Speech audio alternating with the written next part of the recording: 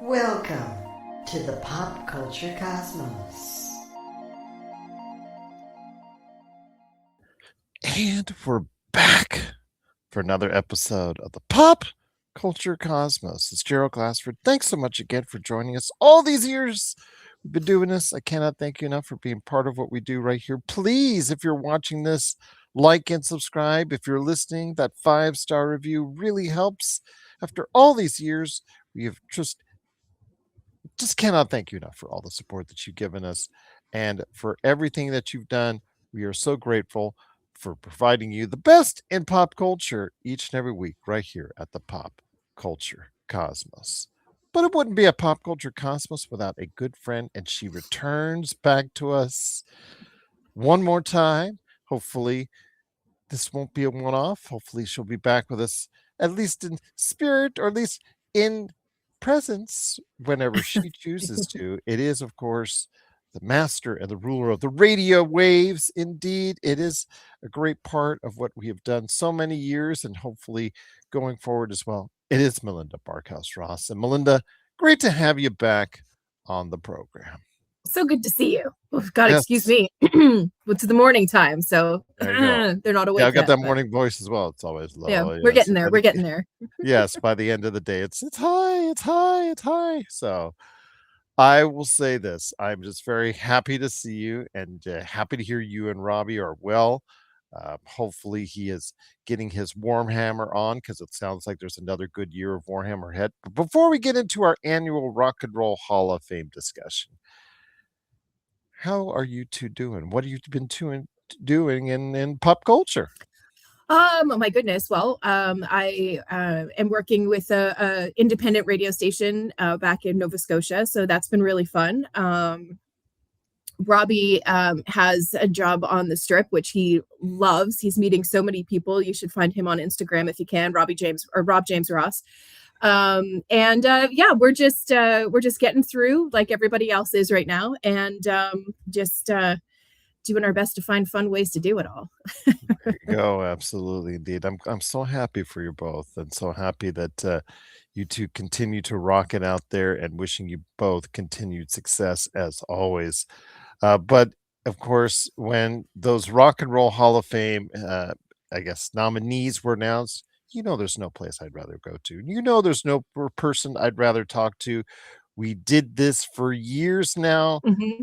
And I've had this conversation with others. I've had this conversation before many years, but my conversations are always best with you on the Rock and Roll Hall of Fame, because you, with your background, knows the music scene almost better than anyone else out there.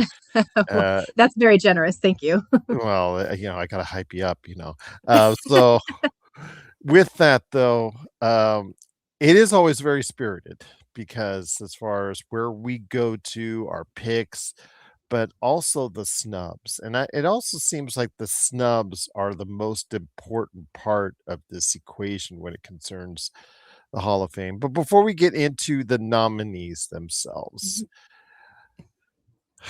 has the way that they've gone through, have the picks that they've gone through year after year, if we go through it, does it get any better for you? Do you see that, like, when you see these nominations, it's like, okay, they're getting it, they're on the right path, they're not what they were before, there looks like they're putting in artists that they should be putting in? Do you see more hope for the Rock and Roll Hall of Fame? Because I know you and I through the years have gone like, okay, they just don't get it.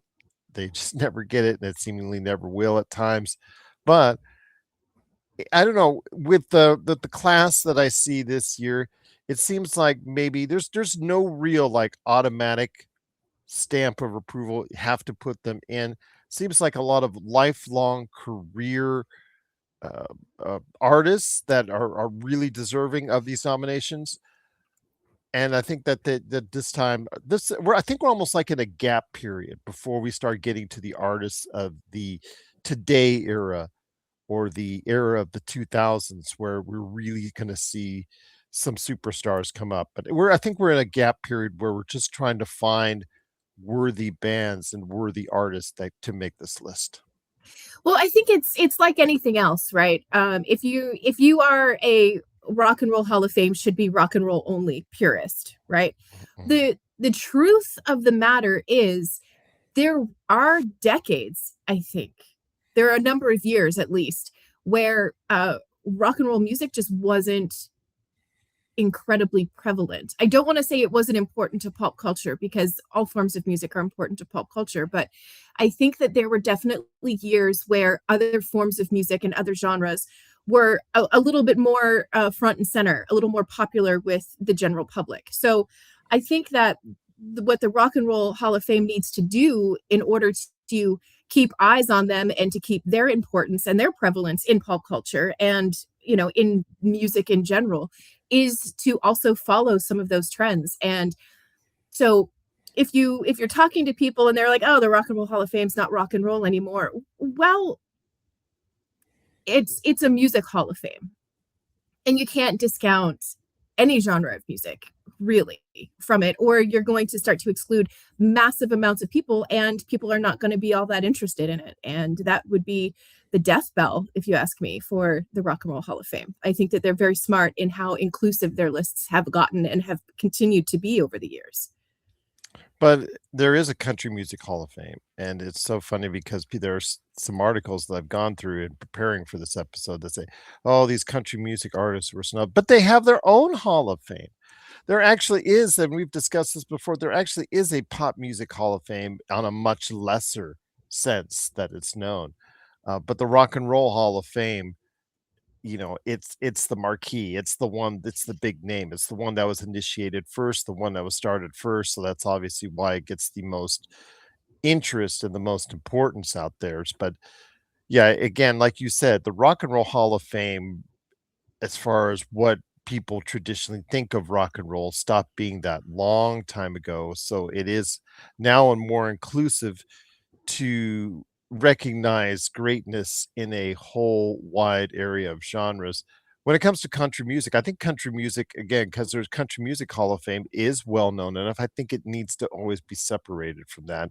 There's no need to put country music artists into it, but everybody else, well, you know, but if you're a classical music artist, will you get, where do you go to get recognized? So yeah, I don't know if it's even broad enough, but if you make it broader, it lessens the name even more. So I don't know. It's you're stuck between a rock and a hard place. Once you open that bottle and let the genie out in regards to starting to veer away from just traditional rock and roll, now how far do you go?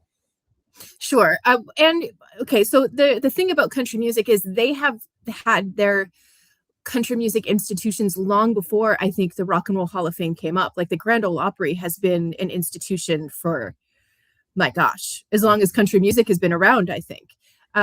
So you know, the argument about whether or not country music belongs in the Rock and Roll Hall of Fame, to me, almost feels like you win a municipal level award, then you win a state level award, and then you win a federal level award. And to me, the Rock and Roll Hall of Fame is that top tier. It is that federal level award that you know you could possibly win. So that's kind of how I've looked at it. I don't know if that's correct or not. And I'm sure that there are arguments for the Country Music Hall of Fame and the Rock and Roll Hall of Fame to be on the same level. But to me, they're just not equal in terms of importance to a general music fan.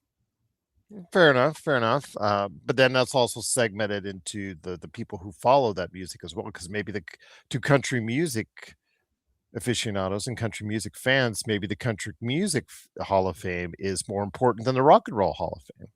Well, absolutely, but that's like saying that California is more important than New York. When you get to that level, when you start to have that kind of an argument, right? Like they're both incredibly important. They're both very valuable. They both bring culturally specific things to the table. And it's just a conversation that nobody is ever going to win, because it becomes a circle argument, and there's not a clear win or lose when you look at it that way, if you ask me. Meanwhile, there's Luciano Pavarotti, Leonard Bernstein, I guess Right. Chopin, Beethoven. Yeah. They're all Right, sitting on right. the side because there's nothing for them. So sorry, Right. no classical music or opera Hall of Fame for you. Sorry. Yeah. But Whoops. go ahead. I'm sorry.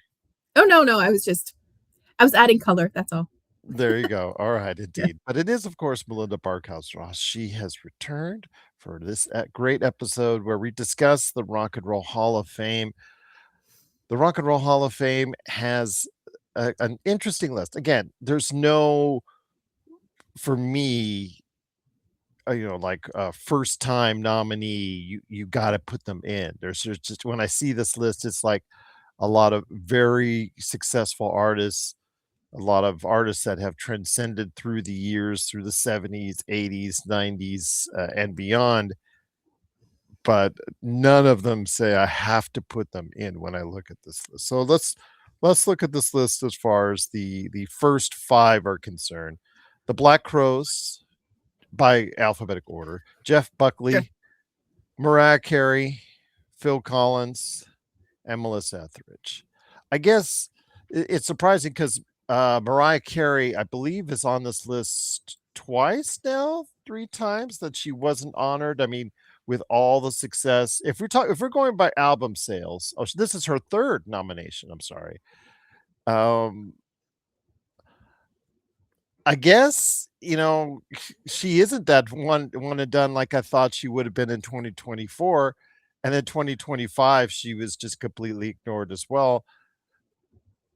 If we're talking about album sales, if we're talking about success on a pop level, if we're talking about a Billboard Top 100 level, then I don't know if any of these other artists have the same claim as she does. I mean, she has 19 number 1 hits. Yeah. Taylor Swift doesn't have that, but yet Taylor Swift comes on this list tomorrow. She would be immediately inducted. So I don't know. Mariah Carey, how important was she in the 90s when she was really, I think that's what you have to ask yourself. That's maybe why she hasn't been not put in.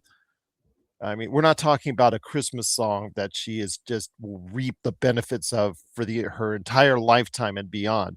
I'm talking her about kids will reap the benefits of that. exactly, but I'm talking about the other hits that she had. She's had 19 of them that have reached the top of the charts, but somehow she remains off this list as far as in the Hall of Fame. Why has she yet to achieve that level? This is her 3rd nomination. I honestly, I don't know why she hasn't been inducted at this point. As you said, you can't argue the numbers. You can't argue the facts about Mariah Carey. And Christmas music aside, you'd be hard pressed to find someone who has not at some point in their lives heard a Mariah Carey song.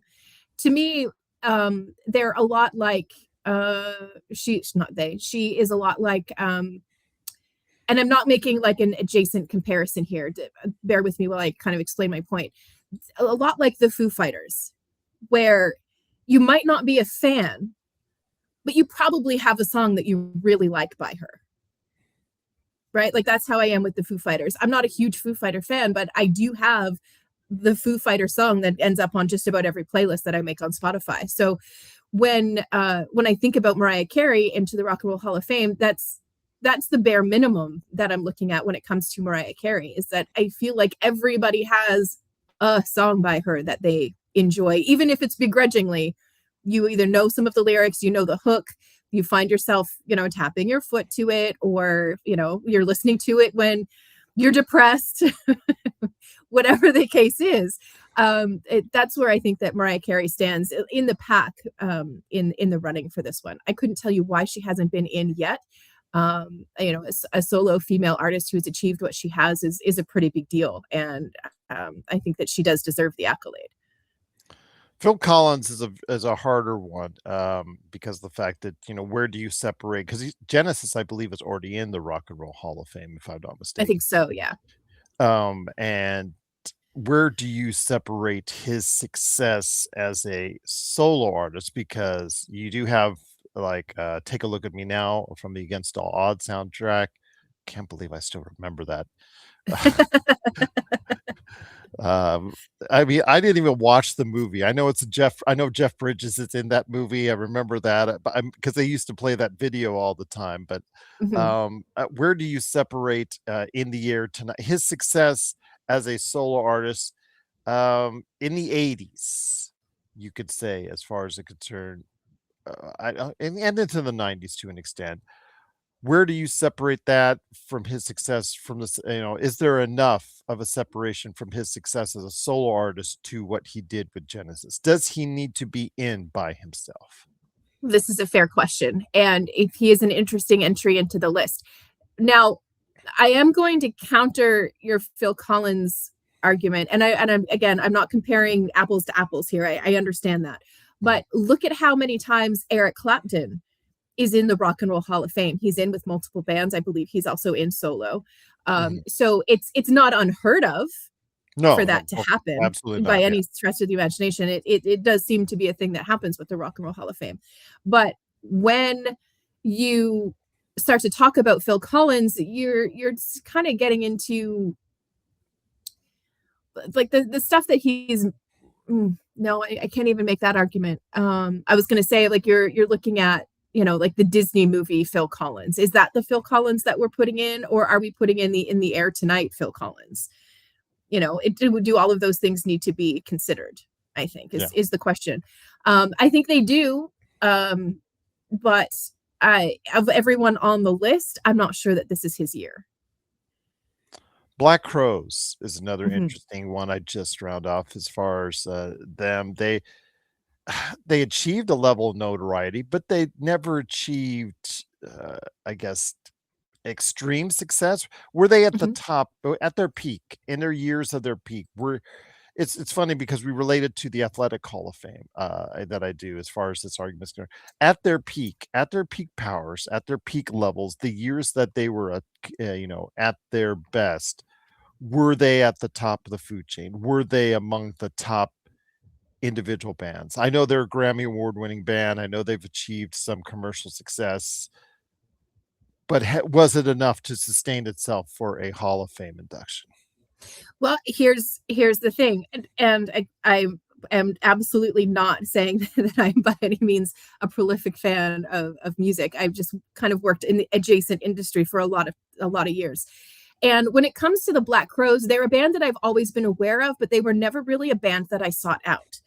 I'm aware of a couple of their songs, but I can promise you that I never sat down to listen to a full album. But that doesn't necessarily mean that they don't belong and they shouldn't have a place in the Rock and Roll Hall of Fame.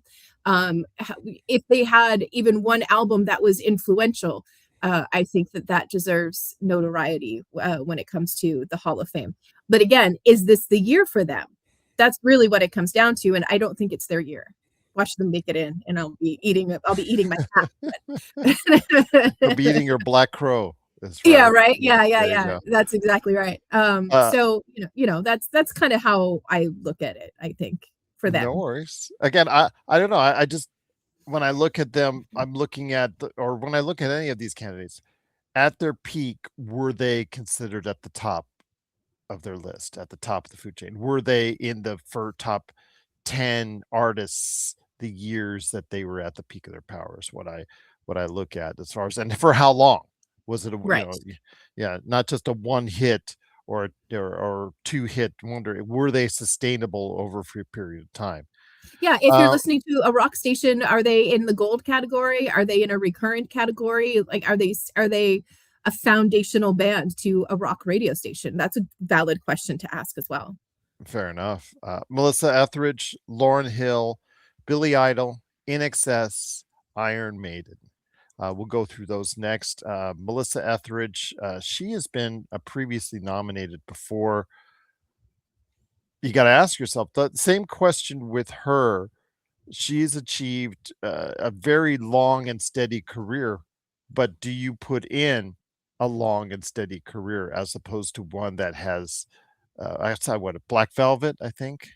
No, that was not her. That wasn't Melissa Etheridge. Okay. No, okay. Come to My Window was Melissa. Come to My Window. Yes. Etheridge. Come to My Window. Yes. Okay. That's the one. Yeah. That's the one. Okay. I mean, that's the most notable of her hits. Just is a slow and steady career going to put you into the Hall of Fame, for lack of a better term, on her. Right. And are there more deserving artists on the list right now? I would put Mariah Carey in before I would put Melissa Etheridge in, which is wild because Melissa Etheridge, probably, well, definitely leans more into rock music than Mariah Carey does. But if you ask me, if you're comparing solo female to solo female, I would put Mariah Carey in before Melissa Etheridge. And that hurts my heart a little bit because I had Melissa Etheridge albums when I was growing up. I like her voice. I like the sound and the gravelness and all of that stuff to her tone. I love all of that. So yeah, it's a funny thing, but I don't know if necessarily this would be her year. Lauryn Hill was the one that you said you were kind of wondering about. She has one of the greatest albums of the 90s, The Miseducation. She is one of the Lauryn greatest Hill. albums of my entire life, to be honest with you. Hey, It's an album that I have bought over and over and over and over again in every single format. If it came out on 8-track, I would have it on 8-track. Like I love that album so much. It meant so much to me when I was growing up, when I was a teenager. It was one of those. She was an artist that was with the Fugees, of course. You can't discount her work there. But I think we're really focusing on her solo stuff, and The Miseducation of Lauryn Hill. Like, if you are a music fan, that album should be in your collection. I have an album, I have it on cassette, I have it digitally many times. And it's one of those albums that I come back to over and over and over again. And when you talk to people, in my age bracket, a lot of people say the same thing. Even people who aren't necessarily fans of that genre of music are like, yeah, that's a fantastic album. It's so good. But is one album enough? I don't know. That's essentially what you're putting in is, right. I mean, if they have a Hall of Fame for albums, that's in. That's one of the greatest. Day one, it's in. Yeah. Like I'm building the foundation on that one album. Top 100 albums of all time, absolutely in there for sure. Yes, I know. Again, so, we'll have to wait and see. Right, and if you're looking for, let's say, part of the criteria when you're voting, when you're considering how you're going to vote, that's a prolific album. There's no question of its impact on popular culture. There's no argument against how important that album was, but I'm just not sure that it gets you into the Rock and Roll Hall of Fame in this class. And that hurts my heart because I love it so much. One of the ones that I want to ask you next is, I'm sorry, I don't have my chainmail on. Billy Idol. Billy Idol, I guess a visual icon, a guy who really stood out in the age of the rise of music videos. Your thoughts on Billy Idol? To me, he's an easy in. He's another one of those artists where you could be listening to just a random mix of music and go, I didn't realize that he sang that song. I feel like there's a lot of that happens right now. No question on his impact and influence on 80s music and 80s culture, with the punk movement and all of that stuff. There's absolutely zero question of it. So to me, he's an easy in. In Excess. That's yes. that's one I have a question about because, at their peak, they were one of the top 20 bands in the rise of the 80s, but this Australian supergroup didn't get to see its full he didn't get to see its full development of its whole entire music career because of what happened with the lead singer. Does In Excess get put in based on that shorter tenure of music? FC, and this is where you start to consider bands, and I think that it becomes an argument where you wouldn't make the argument for one band, but you would make it for another band. I think that when it comes to In Excess, there's a mystique around In Excess. There's a mythos around In Excess, even with them, trying to bring the band back together with a new frontman and the things that happened with that. Is the mythology of a band enough to get them in? Is that enough to get your vote? That's the question that I think people need to ask themselves when they're sitting down and voting. Yeah, it's about voting for your favorite bands, and that's, you're hard pressed to find music fans who don't, again, include one or two tracks from INXS on their list. But is it enough for the Rock and Roll Hall of Fame? Indeed. Iron Maiden. Yes. Iron Maiden. I think we had this discussion last year about Iron Maiden in regards I feel like we have talked about them specifically multiple times at this point. So just why? What's the hesitation? People still wear Iron Maiden t-shirts to this day. Right. Yeah. People know them more from their t-shirts than their music, but it's because their music resonated with the heavy metal audience. It's not based off of chart success. And they have albums, they've sold tens of millions of albums. That's not a question. It's what influence did they have on their heavy metal culture and pop culture as well. And again, we, like I said, we still see Iron Maiden t-shirts to this very day being produced and sold and bought. And again, why they're not in, I think we both put them in last year, and again, they were denied. So we'll see what happens this year. Joy Division / New Order, essentially New Order, New Edition, Oasis, Pink, and Sade. Oasis makes sense to me, I think. Again, well, for basing it on siblings fighting within the confines of a rock group, then they would have been already in. Right, but if you are talking about, again, the excuse me, my goodness, if you're talking about, again, the mythology and the mythos of what surrounds a band, and you're not purely talking about the music, you can't say they weren't interesting. Yeah, that's for sure. I mean that. Right? Yes. But there was their career, was their peak of their music long enough? Because we're still only talking, what, 2 albums? Yeah, I think so, maybe. Yeah, something like that. At their peak, yeah. So when it's, to me, and again, I'm not comparing apples and apples here. I understand that. But to me, you're looking at Oasis in the same vein that you look at Guns N' Roses. When they were good, they were so good. You couldn't argue against it. But when it was bad, baby, it was bad. So, from the heights of their heights to the lows of their lows, that there's an incredible story there. So is that enough? Again, the mythos and mythology of a band, is that enough to get them into the Rock and Roll Hall of Fame? In some cases, I say yes. And I think Oasis kind of fits that bill. Is this their year? I can't say. But, I can understand how they would be on the list of nominees. What about Pink, who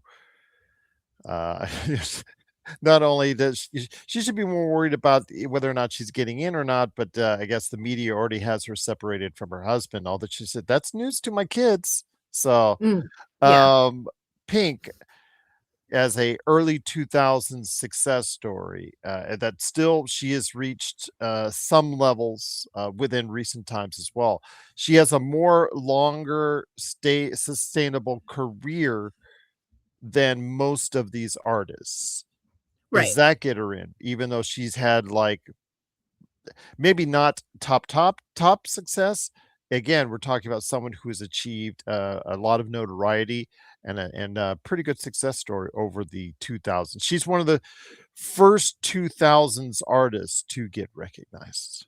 Yeah, and when you're thinking about Pink, you have to think about where she started and what the record labels and the kind of music that the record labels forced her to do, her fight against that, and the now being able to make the albums and the music that she wants to make. I think that there are some things to consider with Pink, not just dismissing her because you don't like the song So What, because it's been played on radio ad nauseum for a long time. If you're not super familiar with Pink's story, I do think that it's worth looking at before you go and you cast your vote. I don't know that this is her year exactly. I don't necessarily agree with all of Pink's opinions and the way that she has approached things, but what relevance does that have to the Rock and Roll Hall of Fame? I don't know. Okay.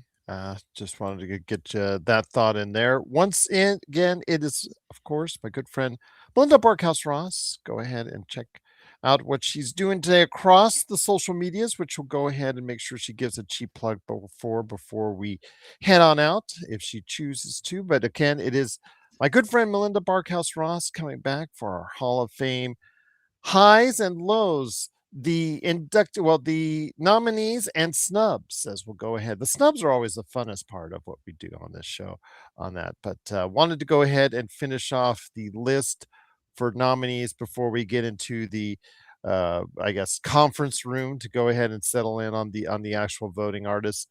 Sade, Shakira, Luther Vandross, and the Wu-Tang Clan. Now, Shakira is also an artist who has reaped the rewards from the early 2000s to, I guess she's probably the one individual in this whole mix that has had the closest thing to a hit song in recent years. I believe, was it from The Last Utopia? Yeah, the first Utopia. Yeah. Yes. So she is the closest thing to a modern artist that is included in this list. But What do not you without think? controversy. Not without controversy. Please You go know, ahead, share. there are questions of plagiarism that come up surrounding Shakira. There are questions of, you know, not necessarily giving the right credit to artists who obviously very clearly influenced some of the songs that she has done. So on that alone, I would be hesitant. You know, it just, I don't dislike Shakira's music, but I don't necessarily get the best vibes. If vibes are a factor at all when you cast your vote, I don't know that this is. I don't know that it would be a good addition to the Rock and Roll Hall of Fame. And I enjoy her music. I like some of the stuff that she's done, but some of the more questionable stuff is big time questionable. All right. And then Sade. Yeah. She is a really centralized point in time for her success. Very niche. Very niche. So I don't know. I don't know how hard do you fight for her when you're talking about going ahead and putting her out there. What are your thoughts on Sade? Yeah, I feel the same. I think that's an apt way to put it. She remains relevant through people who continue to bring her up and continue to bring her into discussions, to continue to drop her name in songs. You know, she remains known because of her appreciation through modern artists. Is that clear? Does that make sense? Okay. So that's kind of where I stand with her. And if you are an artist who continues to influence new artists decades after your success, I think that is something that should make you considered. They have a modern influence category, so she might be more apt to be put in that fashion. Sure. I think Luther Vandross is the same. You cannot dispute his success and the impact that he has had, but you know, and again, he's another one that there's a hit song from last year with his name on it. Right. Yeah. So it's that becomes the question, you know, is cultural relevancy enough to get you in? Well, you're definitely going to talk about it with the next and final band, with the Wu-Tang Clan, because you're not basing this off of chart-topping singles or whatnot. You're basing this off of the I guess the influence that they gave out, but also what those members did separately, and then also the mystique around that. And I wish we had a couple dollars put together so that we could buy that famous album. Oh my goodness. Yeah. Maybe if they get inducted, they'll play that album on the air. Yeah, they should. That's what they should do. Could you imagine? Yes, I would vote for them initially right now if they will go ahead and play that album on the air. Yes. Right. Yes. Yeah. But then the value of the album drops. Isn't that a funny thing? Yes. For that, like, what I mean, that says a lot about them as artists, if you ask me. You have an album that people want to hear so bad that they're paying millions and millions and millions of dollars for it. And as soon as everybody starts to hear it, the value would start to go down. That's such a funny thing, the market. Well, again, it was just recently played in front of I guess a small crowd. Which film festival? I think it was. What's the recent one? But it was just played recently in front of a small gathering. I guess you got Sundance. It was played at Sundance. So yeah, just but make sure you don't have your phones with you. Can't be recording off that thing. So yeah, can't do that indeed. But yes, Wu-Tang Clan is also included as well as a influence to modern rap music. So with that, it is now time to go ahead, or do you want to go ahead with the snubs first? That's up to you. I think we should jump into the snubs. I think we should go for that. That's okay, always the snubs first. Okay. Yeah. If you have, I'm gonna give you what we do 5 snubs. I think so. Yeah. I think we could do snubs all day. But 5 snubs. So I want you to come up with 5 snubs on your list. Oh my goodness. I didn't prepare for that. Okay. Because there is quite an eclectic list of individuals that continue to just be there. And I think this goes back to the people who are deciding on the nominees, and I really right. The monkeys, for example. Yes. So Weird Al for another. Weird Al has achieved commercial success and longevity. Very few of these bands we're talking about have even thought of or even been a part of.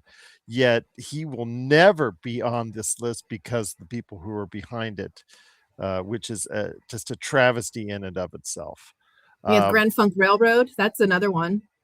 Fish is another one that they actually led. They actually led the voting for bands that the people wanted to get in. They still have a following when they play. I know one of the guys that does one of my other channels, or that appears on one of my other channels. He is an avid Fish fan. It's not the largest group in the world, but it's very avid, and they sell out wherever they go. So they're still a commercial artist to this day on touring. So Fish is another one. Styx is another one. Motorhead. Just there's so many bands, but if you were to name 5, who would that be? Okay, in my list, I would include Soundgarden for the Seattle sound of the 90s. Yep, excellent. I would include Grand Funk Railroad. I don't think that you can really deny their influence on folks, and the overall sound of music. I think that's again, it's a relevant talking point when you're having these discussions. Motorhead, to me, it's ridiculous that they're not in. That's crazy. I mean, do we just do the monkeys because they should just be in? You know me on that one. I mean, even before you did this show, I've been really trying to put the monkeys out there, but it's been said by the people who run that, I don't know if they're still running it, but their aversion to ever putting the monkeys in there. And so funny. And now that there's only one alive, be kind of nice if you thought about it, but right. Yeah. Let one show up to the thing. And I'm going to say the Smiths as well. I think the Smiths should be in. Yeah. The Smiths are an excellent choice. Again, if I were to go 5, Motorhead and the Smiths just barely are off this list, but if they were nominated next year, I would probably put them in ahead of quite a few of these bands. But I am going the Monkees. Surprise to no one. Weird Al, who's again, he's achieved commercial success beyond any of these bands almost, and yet I don't get it. And talk about influence, pop culture, I don't get it. It's just it's like a it just seems like it's a snub because we're too good for you. We're too, it just seems Yeah. like that it's very aristocratic in nature, to say. Absolutely. And I think that's a big part of the Weird Al argument is, his music is satire, I suppose. So, is that really culturally relevant? Well, look at his following, man. I mean, he still packs them in today when he goes on tour. Right. Sometimes the Weird Al songs are bigger than the songs that he spoofed, satire, parodied, spoof. Parody. Yeah. Thank you. Parody is the word I was searching for and was not coming up at all in my brain. So no worries. Again, he's achieved that level of success. It's beyond me. If you're some of the artists that they've put in, if you're going to put them in, why don't you put in, Weird Al? But right. I digress. I know there's a lot of 80s bands I'd like to go ahead and cover. There's a lot of I guess instrumental artists or electronic artists I would love to put in, but I'm going to go ahead and finish off my list with Fish. I'm going to go with you on the Soundgarden, grunge. Yeah. One of the top names in grunge. How are they not in? And Styx. I'm going to go with Styx because they were a top band in the 70s and to the very early 80s, but they did achieve a level of success. Dennis DeYoung's voice, Tommy Shaw, they had diversity among people who could step up and front a hit song and had multiple hit songs over multiple albums and achieved a level of success in the 70s where they were considered one of the top bands. And how they're not in, I just honestly, I don't even know. Yeah, there's definitely some head scratchers. Oh, as always, my friend. But that finally, I guess, takes us to for the last, I guess, 18 minutes or so, to our list of the finalists. Got the men and women, the bands, the artists who should be inducted, at least in our opinion, to the Hall of Fame. How many bands or artists can be inducted?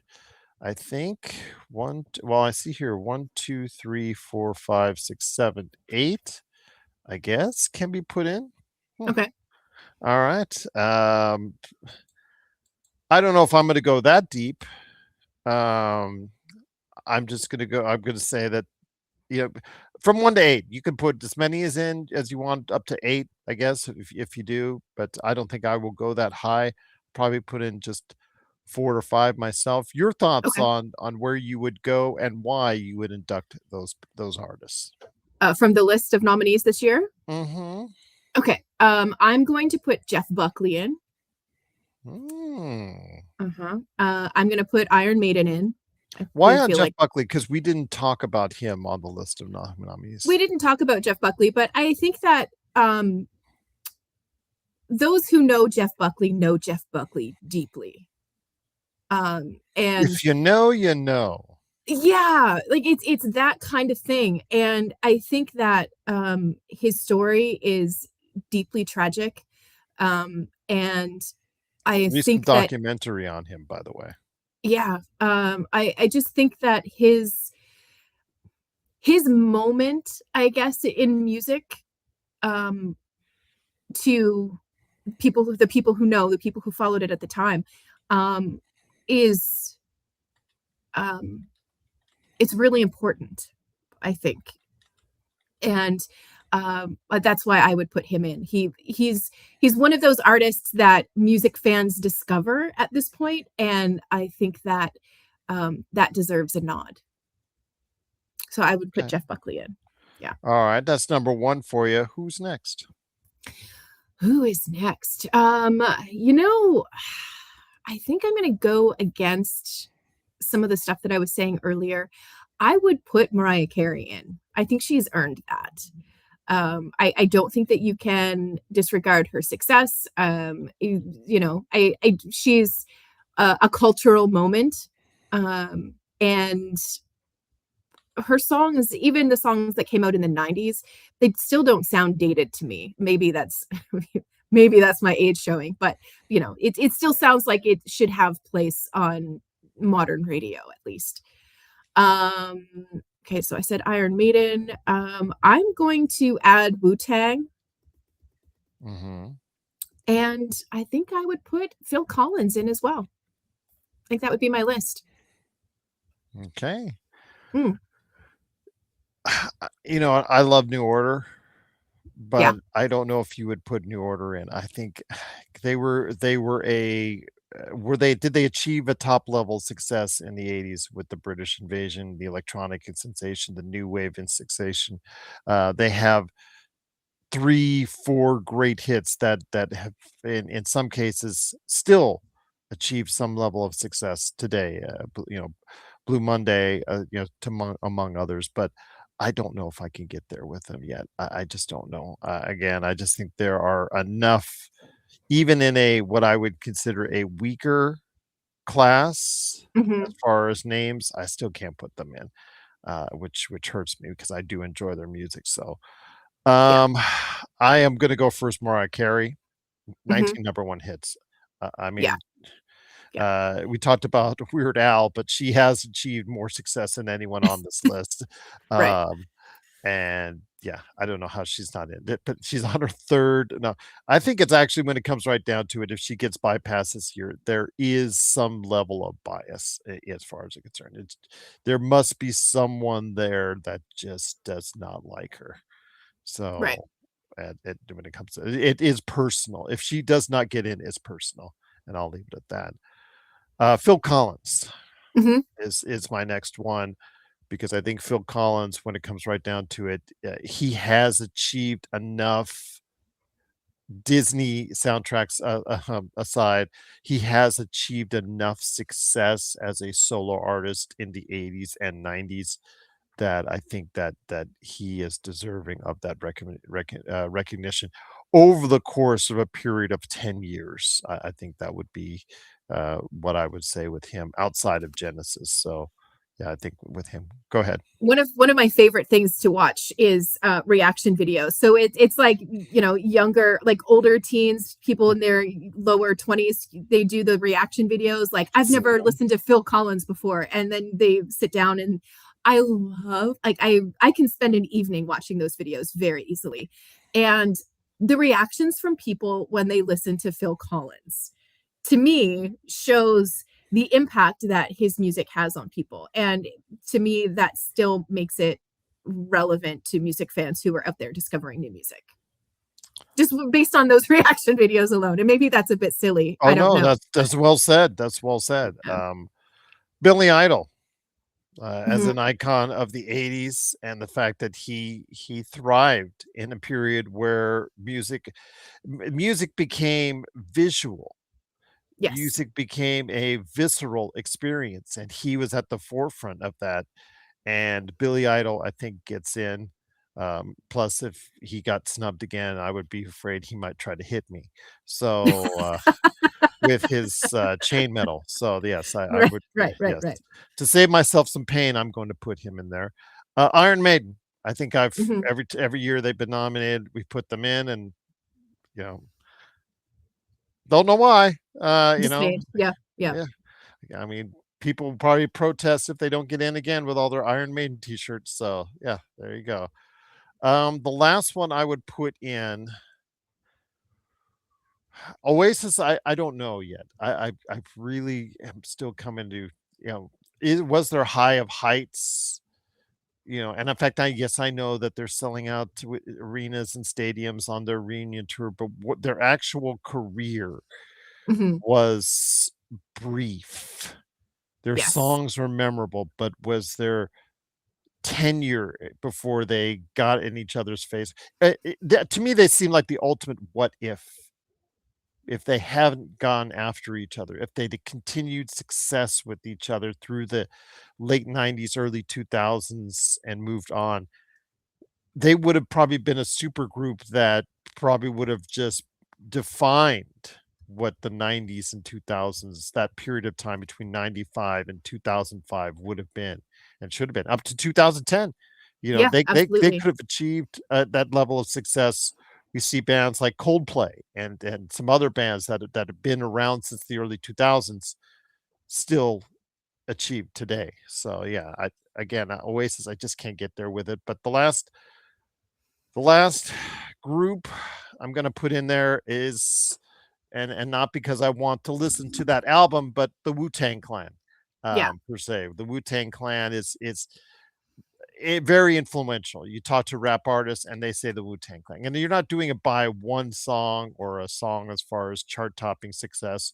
You're doing it based off of what they did as far as an influence to a whole genre of music, an attitude that they brought, personalities that they brought. We talk about Mhm. some of the great artists of all time with NWA, with other rap artists of the early 90s and mid 90s, and Wu-Tang Clan is got to be considered in that realm of influential rap groups of all time. Yeah, 100% agree. Yeah. So there you have it. Our choices once again, which will probably be ignored by the Academy in its entirety. So there you go again. Gonna start writing those strongly worded emails. Yes, exactly. Or step outside the Cleveland Rock and Roll. There's this strange lady today holding signs and sending out emails behind the outside of Cleveland Rock and Roll Hall of Fame today. Right. Yeah. Again, it's there. We will talk again, I'm sure, next year about the same snubs as always, because it Mhm. just doesn't seem to change. But again, this is not a group outside of, even Mariah Carey, because she's been ignored time and time again. This is not a group of individuals that, oh, they just qualified. Oh, they got to be put in right away. I don't Right. see those artists as of yet. I think that's around the corner. We're going to start seeing some of those artists. Taylor Swift, I believe, is eligible within the next 10 years. You're going to see her and some others that are dominating the charts still today being put in. So it will be more of an easier pick, I guess, for us right now. But I think we're right in kind of a lull period right now where there's really good groups, almost great groups, but outside of Mariah Carey, I can't see anyone that's like you gotta have to put them in. Maybe Iron Maiden, but yeah, Yeah. it just Yeah. but obviously there's been thinking that they haven't put them in. They haven't put them in. Mhm. Mariah Carey and Iron Maiden that still to this day haven't been put in. So I guess there's no real uh band or artist right now that I see that is, that's a must put in right now for the Hall of Fame. Yeah, I agree. At least not on the nomination list. I don't know. And yeah, I'm sure that there are people screaming at their speakers right now because we haven't considered something that is glaringly obvious to them. So, we'd love to hear about that. Mhm.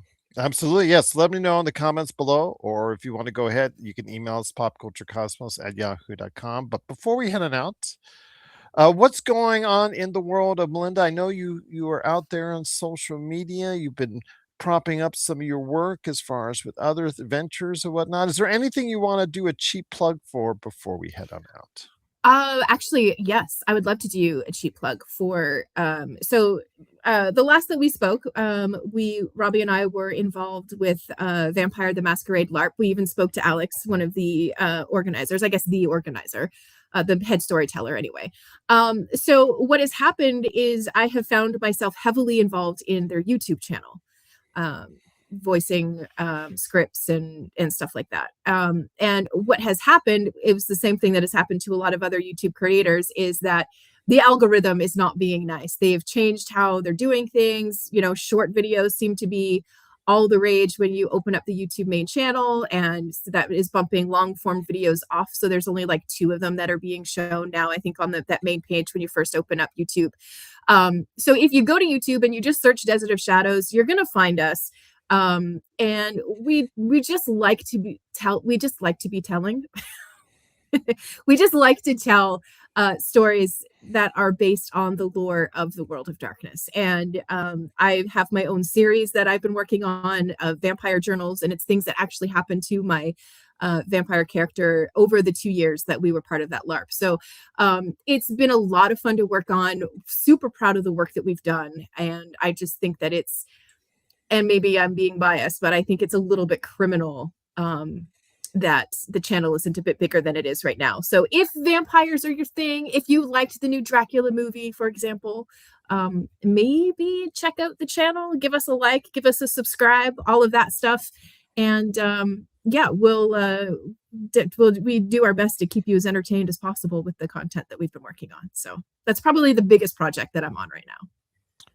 Before you go, I do have a Mhm. request. Mhm. At some point in time, we need to sit down and talk about Star Trek. I actually had a someone on one of my other shows reach out to me and say, I'd love to hear your thoughts on Star Trek and your successor in the PCC Multiverse, the Friday show. TJ Johnson and I have covered it in August, I believe, and we also covered it recently based off the request. But with what's going on with Paramount and Warner Brothers and the acquisition that looks more and Mhm. more imminent, the fact that they want to revamp and redo Star Trek, the fact that they want to end the Kelvin timeline, Star Trek, Starfleet Academy, supposedly has been greenlit for season 2, but the ratings, it has not appeared in the top 10 as far as the Nielsen ratings for the streaming ratings, where they've had other success stories on Paramount Plus.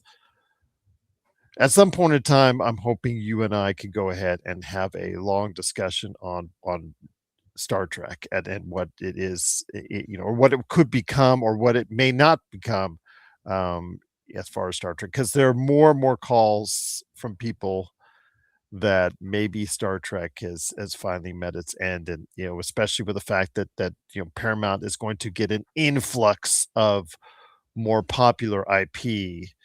Game of Thrones. You're talking about what's going on with DC. You're talking about all the Mhm. stuff that they're getting already. Where will Star Trek fit in the entire equation? At some point in time, as a beloved Star Trek fan, I think if it would be all possible, come back on the show to talk Star Trek with me on that. Yeah, I would love to do that. I think the key thing for Star Trek is to have writers who actually love Star Trek. I don't know, start there. That's my And again, opinion. and In a and nutshell, also, that's what we would talk about. but also see if it's something you and I've talked about before, if Star Trek still can connect with a popular audience in 2026 and beyond. So Yeah. that's the thing I'd really want to go ahead and sit down with you on that and talk. So some point in time we will catch up on that because I'd love to hear your thoughts. I don't know the fate of Star Trek Starfleet Academy yet after season 1 is ending as we talk right now on it. So we'll see. Again, I was told that there's Star Trek season 2 for that is in production, but I don't know. I have the I don't know feeling about it. We've already seen where shows are in advance approved for a new season, then in recent times not get approved or get canceled and anyway. Right. So I don't know the status of Star Trek. It's Oh.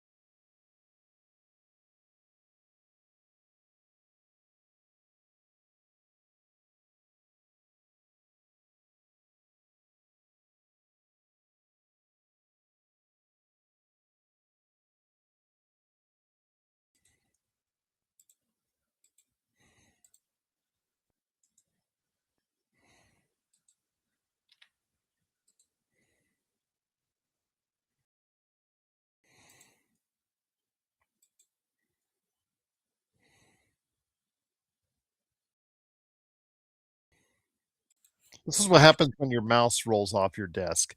So, but I think we'll just go over about I think I lost about a minute. It can easily be cut because thank goodness I'm just recording this. So with Star Trek again, it's very uncertain. So I Mhm. definitely want to hear your thoughts before we at some point in time on the Star Trek universe. But like you said, it comes down to the writing and it comes down to if there still can be a love had for Star Trek. Yeah, and there's Star Trek is a complicated thing to talk about.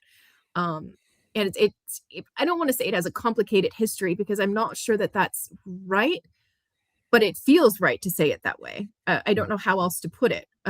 It's the topic of Star Trek is complicated, and it's complicated because the things that worked are the things that they're not delivering anymore. It seems to me anyway. But is Monster of the Week still enough? Are people still entertained by Monster of the Week? To me, that's a relevant question. Do they need stories? Do they need the tragic story? Do they need the come from behind hero character? Do they need all of that stuff anymore? I don't know. So it's definitely worth a chat for sure.